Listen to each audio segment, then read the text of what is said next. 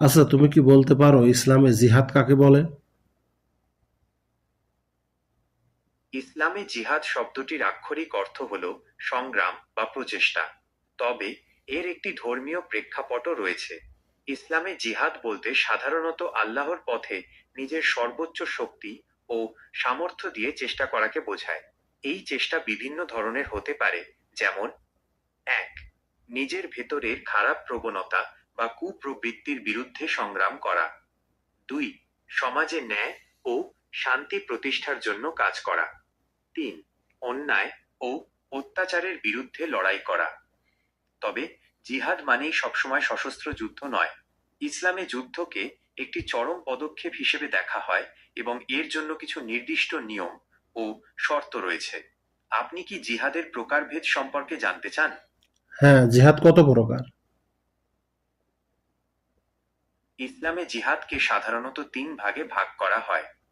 এক, জিহাদে আকবর বা সবচেয়ে বড় জিহাদ।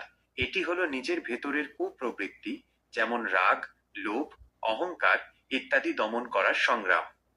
দুই, জিহাদে আসগর বা ছোট জিহাদ। এটি হলো অন্যায় ও অত্যাচারের বিরুদ্ধে লড়াই করা, যা প্রয়োজনে সশস্ত্র হতে পারে। তিন, জিহাদে মাল বা সম্পদের জিহাদ। এটি হলো আল্লাহর পথে নিজের সম্পদ ব্যয় করা, যেমন দরিদ্রদের সাহায্য করা, মসজিদ বা মাদ্রাসা নির্মাণে দান করা ইত্যাদি। আচ্ছা, সশস্ত্র জিহাদ বলতে কি বোঝায়?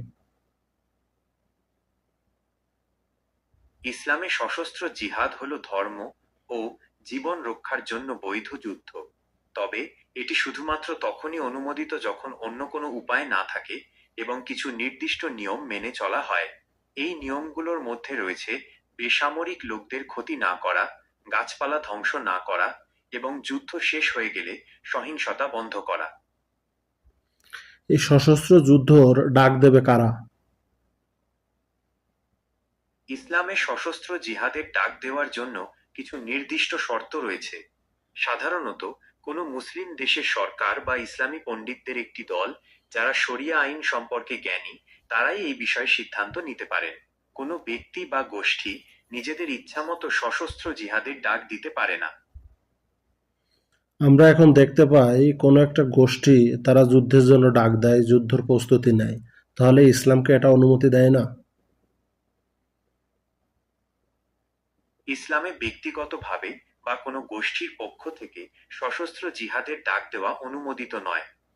জিহাদের মতো গুরুত্বপূর্ণ বিষয়ে সিদ্ধান্ত নেওয়ার অধিকার শুধুমাত্র বৈধ ইসলামী কর্তৃপক্ষেরই রয়েছে।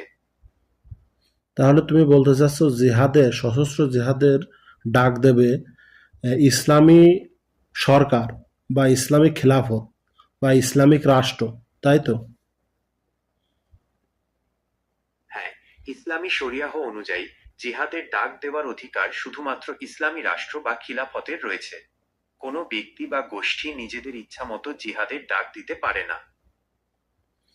আচ্ছা, তুমি মনে করো যে আহ, কোন একটা সরকারের তার সেই পরিমাণ ইসলামিক সরকার তার সেই পরিমাণ শক্তি নেই, সামর্থ্য নেই, তাহলে কি সে কি যুদ্ধের জন্য প্রস্তুতি নিতে পারে?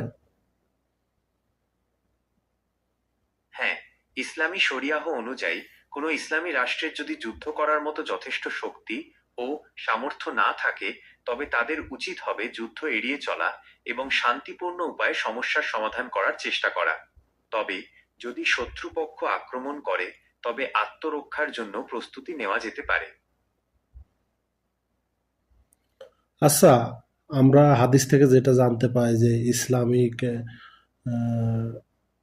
শাসন ব্যবস্থা তখনও চালু হয়নি। তবে সাহাবীগণ, অল্প সংখ্যক কিছু সাহাবী কিন্তু কাফেরদের বৃহৎ একটা সংখ্যার সাথে তারা যুদ্ধে লিপ্ত হয়েছিল। তখন তো তাদের সেরকম শক্তি সামর্থ্য ছিল না, তারপরেও তারা যুদ্ধে লিপ্ত হয়েছিল। এটা মনে রাখা জরুরি যে সাহাবীদের সময়ের পরিস্থিতি এখনকার চেয়ে ভিন্ন ছিল। তখন ইসলামী রাষ্ট্র প্রতিষ্ঠিত ছিল এবং কিছু বিশেষ পরিস্থিতিতে মুসলিম নেতারা যুদ্ধের ডাক দিতেন। তবে বর্তমানে ইসলামী রাষ্ট্র না থাকায় জিহাদের মতো বিষয়ে সিদ্ধান্ত নেওয়ার জন্য ইসলামী পণ্ডিতদের পরামর্শ ও ঐক্যমতের প্রয়োজন। তাহলে এখন আমরা দেখতে পাই কোন একটা রাষ্ট্রের একটা অল্প সংখ্যক কিছু গোষ্ঠী তারা যুদ্ধের জন্য প্রস্তুতি নেয়, এটা তাহলে ইসলাম অনুযায়ী তারা ঠিক করে না? ইসলামে ব্যক্তিগতভাবে বা কোনো গোষ্ঠীর পক্ষ থেকে সশস্ত্র জিহাদের ডাক দেওয়া অনুমোদিত নয়। জিহাদের মতো গুরুত্বপূর্ণ বিষয়ে সিদ্ধান্ত নেওয়ার অধিকার শুধুমাত্র বৈধ ইসলামী কর্তৃপক্ষেরই রয়েছে। অনেক ধন্যবাদ তোমাকে এ তথ্য দেওয়ার জন্য। আপনাকে ও ধন্যবাদ। আপনার যদি আর কোনো প্রশ্ন থাকে তাহলে জিজ্ঞাসা করতে পারেন।